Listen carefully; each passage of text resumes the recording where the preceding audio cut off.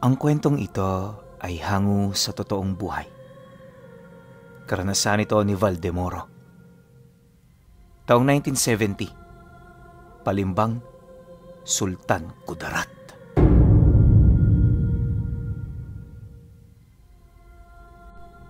Matagal nang nakatira ang pamilya ni Valdemoro sa lugar ng Sultan Kudarat. Kagaya ng kanilang mga kapitbahay, walang-wala rin sila sa buhay. Sa murang edad niya, natutunan niya ng gumawa ng walis at gumapas ng tubo.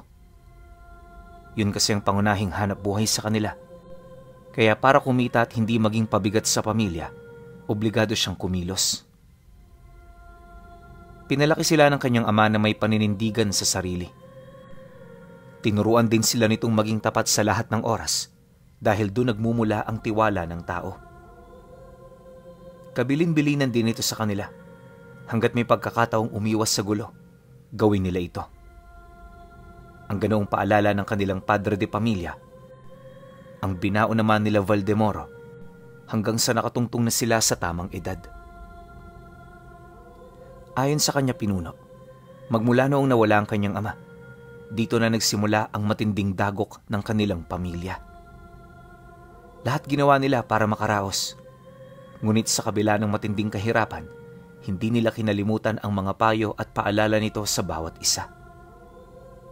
Dagdag pa niya na, ang mabuting ugali na taglay niya ang siyang naging daan para makuha niya ang tiwala ng may-ari ng taniman ng tubuhan.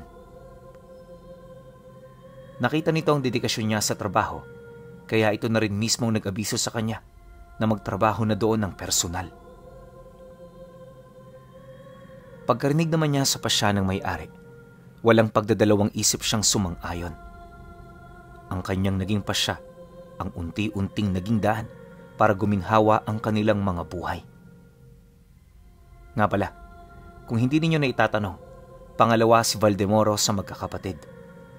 Bale, 5 silang lahat, pero nung nawala ang kanilang ama, umalis na rin sa kanila ang panganay nilang kapatid. Bata pa kasi yung nag-asawa, kaya nung makaipon ito, bumukod na ito. Yung 3 naman, naiwan sa poder ng kanilang ina. Masyado pa kasing bata, kaya madalas kapag anihan lang ito tumutulong. Wala namang problema sa ganoong sitwasyon, basta ba'y hindi lang ito maging konsumisyon sa kanilang magulang. Yun ang palagi niyang bilin sa 3 upang maging maayos ang kanilang pagsasama. Mabuti na lang masunurin ng kapatid niya, kaya wala silang pinagtatalunan. May mga tampuhan naman minsan, pero madali rin itong nare-resolba. Sa ganoong sitwasyon lang din umiikot ang buhay niya, kaya hindi niya sukat akalain na may mangyayaring hindi kaaya-aya sa buhay niya. Isang hapon, matapos ang kapasan ng tubo, nauna nang umuwi ang kanyang mga kapatid, bit-bit ang kanilang nakuhang parte. 1 sakong bigas at 8 kilo ng karneng baboy ang hiningi niya sa kanyang amo na di hamak na mas maliit kumpara sa mga binabayad nito. Upang hindi naman niya yun pagsisihan, 3 beses siya nitong tinanong kung talaga bang sigurado siya sa kanyang nais. Kapag kasi perang ibinigay nito, doble ang mabibili nilang bigas at pagkain sa merkado. Ngunit, nang marinig naman yun ni Valdemoro, tumangulang naman siya. Bakas sa kanyang muka ang kawalan ng pagdadalawang isip na siya namang ipinagtaka ng amo niya. Bakit? Mapera ka na ba? Para tanggihan ang bayad ko sa mga manggagawang katulad mo? Pag-isipan mong mabuti. Dahil kapag hindi pa nagbago ang desisyon mo, ang hiling mo talaga ang ibibigay ko sa iyo. Tandaan mo, hindi ka nagtatrabaho para maging alipin. Nagtatrabaho ka para mairaos ang iyong pamilya. Nang marinig naman niya ang sinabi nito, hindi naman siya natinag. Sa halip yun pa rin ang naging sagot niya, hanggang sa nakumbinsin na nito ang kanyang amo. Alam ko naman ho yun. At totoo, lugi nga ako. Pero naisip ko rin kayo kasi marami kayong manggagawang binabayaran. Ayos lang naman sa akin na magparaya minsan. Ang mahalaga nakakaraos kayo. Alam niyo kasi, Hindi ko ho papayagan na maging isa pa ako sa mga pasanin ninyo. Tama. Alipin ang turing sa mga trabahador na hindi nagpapabayad ng sapat. Pero minsan, tinitingnan din ho namin ang nagbabayad. Paano na lang ho kung pati kayo malugi? Kating mangyayari niyan, pati ako mawawalan ng trabaho. Dahil sa kanyang sinabi, hindi mapigilang matulala ng kanyang amo. Ilang minuto rin itong nanatiling walang imik hanggang sa magdesisyon itong bigyan siya ng panibagong trabaho. Ayon dito, mas malaki ang makukuha niya sa trabahong yon. Ang problema lang, buwanan niya lang makikita ang kanyang pamilya. Dagdag pa nito na, magaan doon ang trabaho, kaya hindi niya kailangan pang araw-araw na magbilad sa katirikan ng araw. Pagkarinig naman ni Valdemoro sa sinabi ng amo niya, naghalo ang alalahanin at lungkot para sa maiiwan niyang pamilya. Bagaman nais niyang manatili, hindi niya maipagkakailang mas mahalaga ang trabaho niya para mairaos ang mga ito sa kahirapan. Aminado rin siyang handa siyang magsakripisyo anuman ang magiging kabayaran nito. Maya-maya pa, nang makapagpasya na siya, dali-dali naman niyang tinanggap ang alok. Matapos nilang magkasundo, dito na inilahad sa kanya ng amo niya ang trabaho. Ayon dito, magbabantay lang siya sa kakabili lang nitong ari-arian malapit sa Karatig Bayan. 6 na hektarya ang lapad nito, pero wala naman siya roong ibang gagawin maliban sa paglilibot, pagpapastol ng mga baka at pag-aayos ng mga parte nito na masyadong magulo. Kinakailangan din niyang abisuhan ang mga pumapasok sa kanilang lupa na limitahan na ang pagpasok dito, lalo pat pinaplano na nila itong gawing panibagong taniman. Dagdag pa ng amo niya, may naghihintay na sa kanya doong kubo at kapag nakarating na siya, papadalahan siya nito ng rasyon na tamang-tama lang sa loob ng 1 buwan. Bibigyan din siya nito ng iilan pang mga gamit, kagaya ng gasera, kalan, mga kumot, damit at iba pa. Huwag kang mag-alala. Sagot ko ang lahat ng mga kailangan mo. Ikaw pa ba? Sige na, umuwi ka na't para makapaghanda ka bukas. Pagkarinig naman niya sa sinabi nito, hindi naman siya nagdalawang isip na umalis. Alam niya kasing isang malaking promosyon ang ginawa ng kanyang amo, kaya abot langit ang kanyang tuwa at pasasalamat. Pagdating naman niya sa kanila, kagaya ng utos ng amo niya, nagpaalam na siya sa kanyang mga kapatid at ina. Bagaman may mangilan-ngilan na hindi ito nagustuhan, kalaunan napilitan na rin nilang unawain ang sitwasyon ng kanilang kapatid. Nakakalungkot ito, pero kailangan niya itong gawin. Pagsapit naman ng sumunod na araw, walang tulog ang bawat isa sa kanila. Si Valdemoro, puyat na umalis sa bahay nila. Bago rin siya lumabas, nanatiling tahimik ang kanyang ina na animoy wala itong lakas ng loob para magsalita. Masakit man para sa kanyang umalis nang wala yung sinasabi, tatag ng loob ang kanyang pinanghawakan para magawa ang bagay na magpapabuti sa lagay ng kanilang pamilya. Nang akmang sasakay na siya, bigla namang tumulo ang kanyang luha nang marinig niya ang pagpapaalam ng kanyang ina. Sa kabila rin ng kalungkutan, mas lalo nitong pinalakas ang kanyang damdamin na magtrabaho para makamit ang inaasam niyang pangarap. Dumaan pa ang mga araw, pakiramdam niya napakabilis ng pag-ikot ng oras sa lugar na yon. Ayon kay Valdemoro, malayo sa baryo ang nabiling pwesto ng kanyang amo. Milya-milya ang pagitan niya rito, kaya hindi siya roon basta-bastang pumupunta, lalo na kung walang masasakyan. Bukod kasi sa may obligasyon siya sa binabantayan niyang pastuhan, lalamon din ng isang buong araw kung mano-mano niya itong lalakarin. Maliban sa ganoong rason, wala rin siyang mapag-iiwanan ng mga hayop na gumagala sa lupain. Dahil dito, pinagtiyagaan na lamang niya ang rasyon. Sa lalong madaling panahon, sinanay niya rito ang kanyang sarili nang sa gayoy hindi na niya maranasan pa ang matinding pagkaburyong. Buwan lang ang lumipas.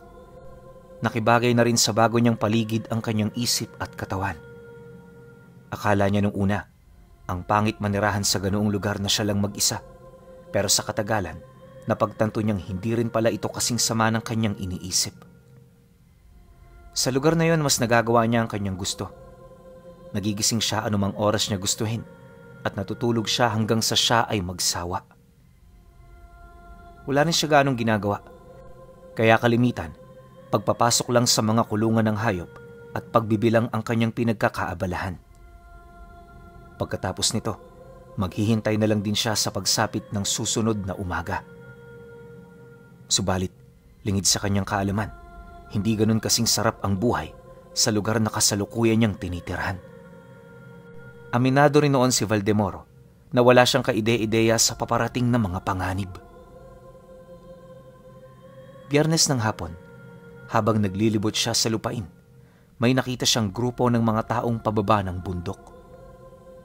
Dumaan ito sa hangganan ng ari-arian ng amo niya dahil meron doong maliit na bukal na libreng mapagkukunan ng maiinom. Dagdag pa ni Valdemoro, doon din nakikisalok ang iilang mga bahay-bahay na ilang kilometro ang layo sa kinaroroonan niya. Pagsilay naman niya sa mga ito, nagmamadali naman siya roong pumunta. Sakto kasi noon kakasahod lang, kaya ang gusto niya, bumili ng sawa kung meron man.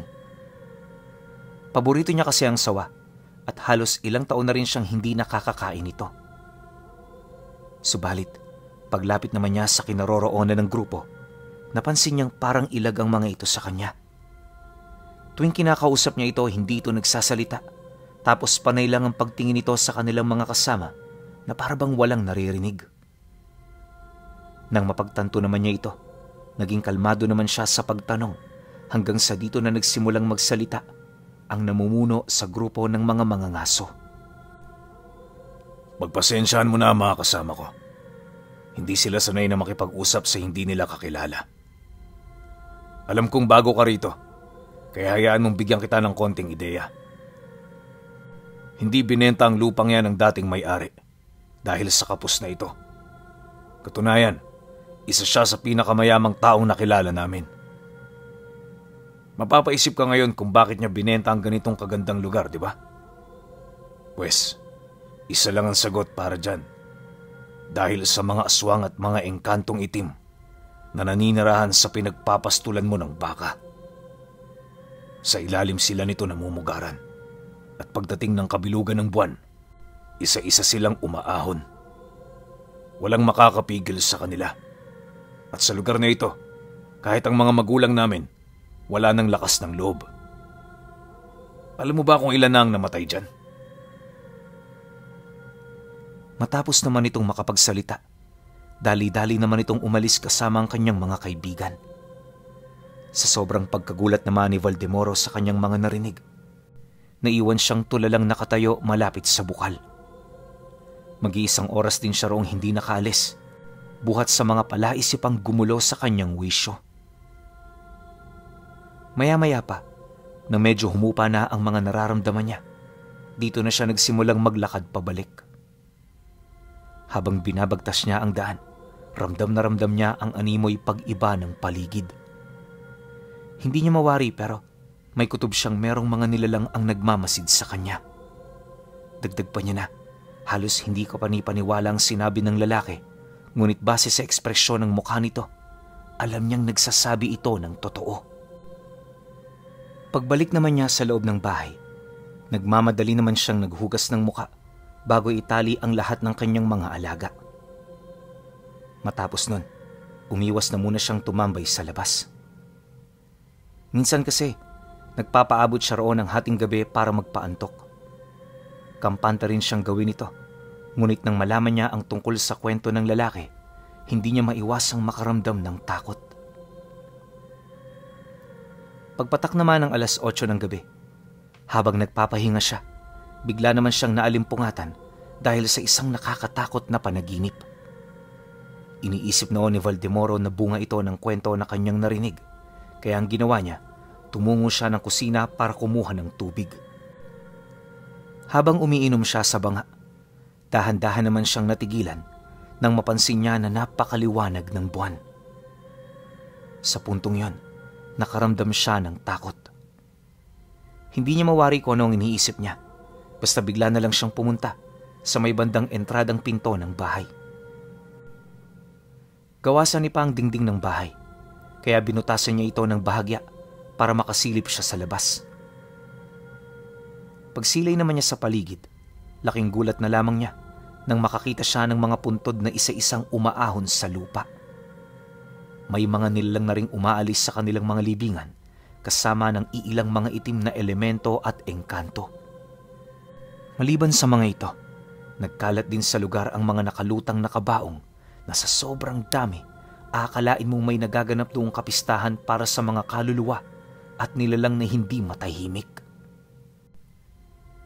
Makalipas pa ang ilang minutong pagmamasid, laking gulat na lamang niya nang bigla nitong hinila ang mga kalabaw at kambing na inaalagaan niya. Dali-dali itong dinala ng mga nilalang sa pinakagitnang bahagi ng pastuhan at sa pamamagitan ng dugo nito, mabilis na nakaahon ang iba pang mga nilalang na nasa loob ng kanilang mga puntod. Ayon kay Valdemoro, na sa kabuuan, humigit kumulang sa 13 nilalang ang kanyang nasilayan. Hindi pa roon kasabayang mga engkanto dahil masyado itong marami kung bibilangin niya isa-isa. Dagdag pa niya na, pag-ahon ng mga aswang, agad itong lumapit sa bahay niya. Tahimik itong nagmasid, animoy nakikiramdam ito sa paligid. Matapos niya yung masilayan, wala siyang ibang ginawa kundi ang mahiga sa sahig habang nanginginig ang buong katawan niya. Sa sobrang takot niya, ultimo paghinga pahirapan pa. Dagdag pa niya na, sa mismong gabing yon, hindi na niya maisip kung ano ang mga mangyayari sa kanya.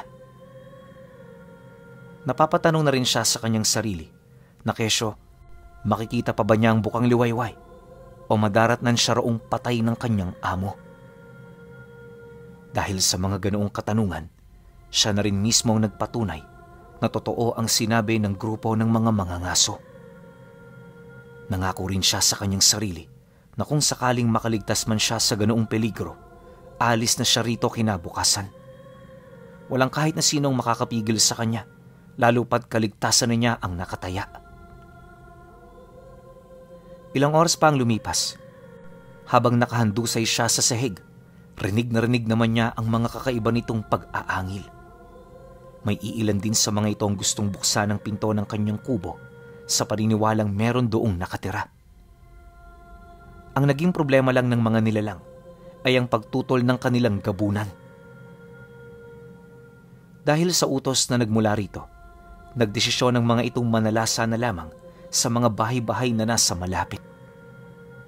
Sa isang iglap, nakarinig siya ng mga kumpas ng pakpak bago tuluyang bumalik ang katahimikan sa paligid. Nagsimula na ring umusad ang grupo ng mga engkanto hanggang sa wala na roong natira. Hindi nagtagal, nang malapit nang pumutok ang bukang liwayway, muling bumalik ang mga nilalang, bit-bit ang kanilang mga biktima. Kung hindi bata na edad 13 pataas ang kanilang dala, mga kababaihan naman na bagong panganak lang. Sa pilitan nila itong pinapasok sa kanilang mga libingan at bago pa man sumikat ang araw, tanging mga labi na lamang ng baka at kambing ang natira sa pastuhan. Ni isa walang nakaligtas dahil kailangan ng mga ito ang dugo ng mga hayop para makaahon. Nang mapagtanto naman niyang wala na ang mga ito, naglakas loob siyang lumabas. Nababahala man sa kanyang madadatnan, matapang niyang tinahak ang daan papalabas. Maya-maya pa, pagtungtong naman niya sa bakuran malapit sa kubo niya, halos manlumo siya sa kanyang mga nakita. Lahat ng bakang inalagaan niya, nawala na lang bigla. Bawat isa sa mga ito wakwak ang tiyan, tapos merong mga kagat sa parte ng kanilang mga bungo. Nagkalat din sa lugar ang tuyong dugo ng mga ito, at dahil sa ilang oras na yung namatay, pinagpistahan na ito ng hindi mabilang na langaw. Nakakasulasok na rin ang amoy sa paligid, kaya sa halip na hayaan niya ang mga bangkay, nagdesisyon siyang ilibing ang mga ito bago bumisita sa mga tahanang kabilang sa mga sinalakay ng mga nilalang. Pagsapit naman ng tanghali, matapos niyang mailibing ang lahat ng hayop, Nagmamadali naman siyang naglakad patungo sa mga malalapit na tahanan. Isa-isa niyang kinausap ang mga ito hanggang sa doon na nga niya nalaman ang tungkol sa mga kadugo nitong dinagit ng mga aswang. Nakapagtataka ring alam ng mga ito kung saan yun dinala ng mga nilalang na parabang lahat sila marami nang nalalaman ukol dito. Ang hindi niya lang maisip, bakit walang naglalakas loob na kalabanin ng mga nilalang na yon? Kung isipin kasi, marami silang araw para makapaghanda. Hindi rin siya kumbinsidong walang kakayahan ng mga ito, lalo pat unang-una, takot ito sa sikat ng araw. Ngunit nang marinig naman ng lalaking nakausap niya ang kanyang rason, dito na siya nito matapang na kinumpronta. O talaga? Huhukain mo sila? Paano mo naman gagawin yon? Bakit? Akala mo ilang metro lang sila mula sa ilalim ng lupa? Masyado namang mababang tingin mo sa mga nilalang na yon. At hindi ko ba nasabi sa'yo na marami na rin nagtangka sa naiisip mo? Ano nangyari sa kanila? Mga maagang namatay. Susunod ka na rin kung hindi ka makikinig sa akin. Swerte ka lang kagabi, kaya huwag ka magbakasakali na meron pang isang pagkakataon. Pagkalahad naman ito ng mga bagay-bagay, matapang din itong binanggit sa kanya ang mga nangyari noong hindi pa pagmamay-ari ng amo niya ang lupa. Ayon sa lalaki, unang pinapatay ng mga aswang ang mga hayop na naninirahan dito. Sa unang gabi, hindi rin nila ginagalaw ang namamastol dahil gagamitin nila ang dugo nito pagtungtong ng ikalawang araw. Inaasahan na ng mga nilalang na wala na yung ibibigay na hayop, kaya mapipilitan silang gamitin ang sarili nitong dugo para paahunin ang kanilang mga kasamang nakasilid sa mga nicho na may selyo ng mga sinaunang albularyo. Sa pamamagitan nito, makakaahon silang muli para makakuha ng mga hayop na gagamitin naman nila sa ikatlong araw. Pagkatapos nito, muli silang maghihintay sa panibagong kabilugan ng buwan. Dito na rin sila magsisimulang magbakasakali na sana sa susunod nilang pag-ahon may naninirahan pa rin sa lugar na yon. Nang marinig naman niya ang sinabi nito, hindi niya may pagkakailang naunawaan na niya ang mga bagay na nais nitong ihatid sa kanya. Sa puntong yon, nakapagdesisyon na rin siya na hindi na siya babalik sa kubo. Sa halip di na kumontra sa mga sinabi nito, nagmamakaawa naman siya roong humingi ng tulong. At dahil sa kanyang mga naging akto, wala namang nagawa ang lalaki kundi ang tulungan siya. Ayon pa dito na, makakaahon pa rin ng mga nilalang sa susunod na gabi, nakatira o wala man siya sa kubo. Nasisiguro kasi nitong inipon na nito ang dugo ng kanilang mga biktima para kung sakaling hindi umayon sa kanila ang panahon, may paraan pa rin sila para makalabas at makakain. Dagdag pa nito na, marami nang nabiktima sa mga kakilala nila ang mga nilalang. Kaya hindi na rin sila papayag pa na basta-basta na lamang itong palagpasin nang hindi nakikipaglaban. Pagkarinig naman ni Valdemoro sa sinabi nito, matapang naman siyang nakiisa sa hangarin ng lalaking nakausap niya. Bago pa man sumapit ang gabi, sa tulong ng mga ito, nagmamadali naman silang bumalik sa kanyang kubo. Lahat ng mga panggapas, talibong at sundang na ibinigay ng kanyang amo, nilimas ng mga ito. Nagdala na rin siya ng kakarampot na gamit. Gawa ng may kutob siyang hindi magtatapos sa gabing yon ang gagawin nilang pakikipaglaban. Hindi naglaon. Pagpatak ng dapit hapon, tahimik nilang pinagmasdan ng buong paligid. Lahat ng kaluskos, huni at alulong ng aso, maigi nilang pinakinggan upang maging handa sa mga senyales ng pagdating ng mga aswang. Maya-maya pa, paglaganap naman ng liwanag ng buwan, isa-isa namang umalulong ang lahat ng aso sa lugar. Bagaman ilang metro ang layo ng mga bahay-bahay sa kanila, rinig na rinig niya ang pagdarasal ng bawat pamilya. Dahil sa mga orasyon ng mga ito, nagdulot naman yon ng matinding takot at pangamba para sa kanyang sarili. Alam niya kasing lalabas sila para kaharapin ang mga ito. Makalipas pa ang ilang minutong pagmamasid, dito na nga sila nagsimulang makasilay ng mga lumulutang nakabaong sa gitna ng kalsada. Habang dumaraan ang mga ito, rinig na rinig nila ang mga malalamig na bulong ng tao na humihingi ng tulong. Nang makalayo naman ang mga ito, dito na nila nasilayan ang mga aswang na isa-isang lumapag sa mga bubong ng bahay. Pagsigawan naman ng mga taong nagtatago sa loob nito, napilitan naman yung lumabas dahil sa pananakot ng mga nilalang. Nang masipat naman yon ng kanilang grupo, halos hindi na nila nasunod ang plano. Basta ang ginawa nila, pumunta sa mga malalapit na pamamahay para iligtas ang mga kakilala nila roong nakatira. Nahati rin sa 3 pangkatang kanilang grupo dahilan ng panghihina ng kanilang depensa. Ayon kay Valdemoro Pinuno, wala sa plano nila ang ganoong pangyayari. Subalit dahil sa awa at kagustuhang makapagbigay ng tulong, napilitan silang magkanya-kanya at tuluyan ng kalimutan ang mga plano nila. Sa kasagsagan ng kanilang pakikipaglaban, kitang-kita ng mga mata niya ang 2 pangkat na mabilis na natatalo ng mga ito. Parang mga baboy na kinatay ang kanyang mga kasama hanggang sa wala na roong natira. Ganon din ang nangyari sa mga taong lumabas ng kanilang mga tahanan. Sa kanyang pagmamasid, nakita niya kung papaano ito sinunggaba ng mga nilalang, binalian ng leeg habang nakakagat sa kanilang mga lalamunan. Binutas din ito ang dibdib ng bawat biktimang maabutan nila, kasabay ng pagpasok ng mga labi nito sa mga nakalutang na nityong palagi sa kanilang nakabuntot. Matapos naman niyang masilayan ang mga pangyayari, imbis na magpatuloy pa siya sa pagtulong, nagpasya siyang iligtas ang kanyang sarili. At para magawa ito, kinakailangan niyang traidorin ng pangkat na kinabibilangan niya. Alam niyang mali talaga ang ganoong ideya. Subalit wala naman siyang magagawa. Nasa gitna siya ng 2 pinakamahalagang pasya ng buhay niya.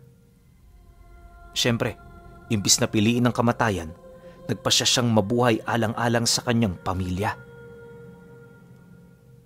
Pagdaan nila noon sa isang bahay na nakabukas ang pinto, dali-dali siya roong pumasok.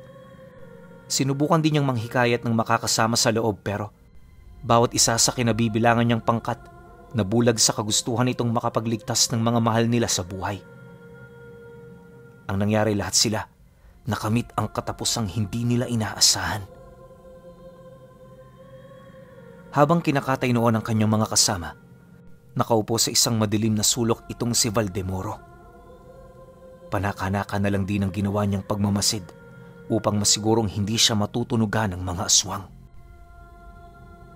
Ilang minuto pa ang lumipas, bahagya naman siyang napatahimik nang marinig niya ang tinig ng lalaking namumuno sa kanilang grupo na umiiyak habang gumagapang sa lupa. Kahit butas-butas na ang tiyan nito, pilit pa rin itong naghahanap ng mga kasamahan niyang may kapasidad pang lumaban. Maya-maya pa bigla naman itong napatigil sa pag-usad nang itarak ng isa sa mga aswang ang hawak nitong itim na kawayan. Bumaon ito sa kanyang likod na tumagos naman hanggang sa lupa. Pagkatapos naman itong gawin ng nilalang, dali-dali nitong inilagay sa nicho ang pinuno ng mga mangangaso bago umalis sa lugar. Sa sobrang pagmamadali ng mga ito, hindi na nila nagawa pang siyasatin ang mga bahay-bahay. Naging pabor naman yun sa kanya at nung maramdaman niyang wala na ang mga ito, doon pa lamang siya nagkaroon ng pagkakataon na mapahiga sa sahig. Kinabukasan, pagmulat ng kanyang mga mata, nadatnan niya sa labas ng bahay ang pamilyang nagmamay-ari sa tahanang pinagtaguan niya. Akala nga noon ni Valdemoro, nananaginip lang siya pero nung makita niya ang mga mata nito, napagtanto niyang hindi yun ang mga taong minsang nanirahan sa bahay na yon. Marahil ay panlalaro lamang ito ng mga nilalang upang walang maghinala. Gayunpaman, sa kabila ng hindi maipaliwanag na pangyayari, mas nangibabaw sa kanya ang pagmamalabis na makauwi. Wala mang sasakyan o kahit ano, mano-mano niyang tinahak ang daan. Halos 2 araw ang kanyang naging paglalakbay noon para lamang makarating sa kanila. Nang masipat naman siya ng amo niya, dali-dali siya nitong nilapitan para tanungin. Subalit sa kabila ng mga sinasabi nito, isa lang ang kanyang naging pasya at yun ay walang iba kundi ang aalis na siya sa serbisyo. Nangako rin siya roong hindi na babalik kung sakali mang hindi ito papayag sa hihingin niyang pabor. Ayon kay Valdemoro, di baling maliit ang kinikita niya basta siguradong kanyang kaligtasan. Dagdag pa niya na kahit anong ialok nito, hinding-hindi na siya babalik sa lugar na yon. Sinubukan mang magtanong ng kanyang amo ukol sa mga nangyari, nagpasya siyang wag itong ipagsabi. Hindi na rin niya prinoblema ang mga mangyayari sa katrabaho niya, napapayag na manatili sa lupain na minarkahan niya ng libingan ng mga aswang sa Sultan Kudarat.